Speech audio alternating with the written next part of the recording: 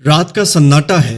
एक 135 किलो का भारी भरकम आदमी जिसका नाम डेविड गॉगिंस है अपनी रसोई में खड़ा है। हाथ में चॉकलेट शेक का ग्लास है और टीवी पर दुनिया के सबसे खतरनाक कमांडो नेवी सील्स की ट्रेनिंग चल रही है। उसकी हालत खराब है। वो स्प्रे गन से कॉकरोच मारने का काम करता है। पढ़ाई लिखाई में जीरो है और उसका फ्यूचर किसी अंधेरी सुरंग जैसा लग रहा है। लेकिन उस रात टीवी पर उन कमांडोज को बर्फीले पानी में लड़ते देख उसके अंदर कुछ फट गया। उसने आईने की तरफ देखा। उसे वहां एक मोटा, हारा हुआ और डरा हुआ आदमी नजर आया। यहीं से शुरू हुई उस बंदे की कहानी जिसने कुदरत के नियमों को ठेंगा दिखा दिया और खुद को एक लोहे की मशीन बना लिया। इसे ध्यान से पढ़ना क्योंकि ये तुम्हारी भी कहानी हो सकती है। पहला, कड़वा सच और सच्चाई का आईना। गॉगिंस का बचपन किसी बुरे सपने जैसा था। बाप एक नंबर का जालिम था जो उसे और उसकी मां को बुरी तरह पीटता था। स्कूल में लोग उसे गालियां देते थे। उसे कुछ भी याद करने में दिक्कत होती थी। वो इतना डरा हुआ था कि दूसरों को इम्प्रेस करने के लिए झूठ बोलता था और अपनी असलियत से भागता था। पर उस रात उसने भागना बंद कर दिया। उसने बनाया सच्चाई का आईना। उसने अपना सिर मुंडाया, आईने के सामने खड़ा हुआ और खुद को वो गंदी बातें कही जो कोई और नहीं कह सकता था। तू मोटा है, तू कामचोर है, तू कमजोर है, तू डरपोक है। उसने अपनी कमियों को कागज की पर्चियों पर लिखा और आईने पर चिपका दिया। उसका कहना था, जब तक तुम अपने नंगे सच को कबूल नहीं करोगे तुम उसे कभी बदल नहीं पाओगे। तुम दुनिया को झूठी मुस्कान से बेवकूफ बना सकते हो पर खुद को नहीं।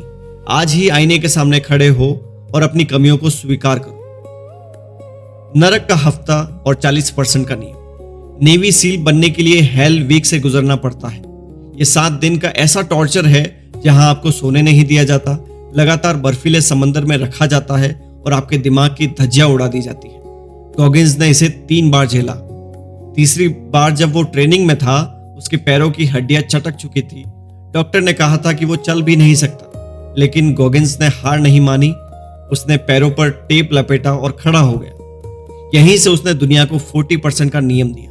गॉगिंस कहता है कि जब तुम्हारा दिमाग तुमसे कहता है कि बस अब और नहीं होगा, तब तुम अपनी असली ताकत का सिर्फ 40% ही इस्तेमाल कर रहे होते हो। हमारा दिमाग एक गवर्नर की तरह है जो हमें दर्द से बचाना चाहता है, लेकिन असल कामयाबी उस 40% की बाउंड्री के पार है।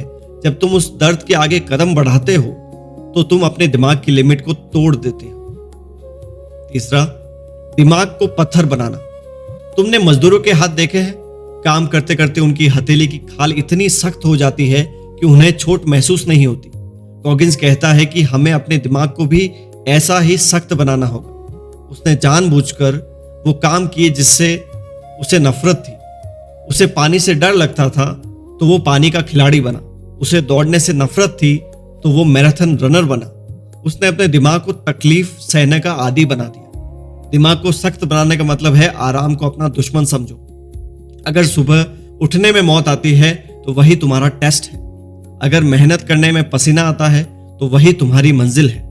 जब तुम रोज खुद को तकलीफ देते हो तो तुम इतने मजबूत हो जाते हो कि जिंदगी की कोई भी प्रॉब्लम तुम्हें तोड़ नहीं सकती। एक बार गॉगिंस 160 किलोमीटर की रेस दौड़ रहा था। 110 किलोमीटर के बाद उसकी हालत ये थी कि उसके गुर्दे फेल होने वाले थे।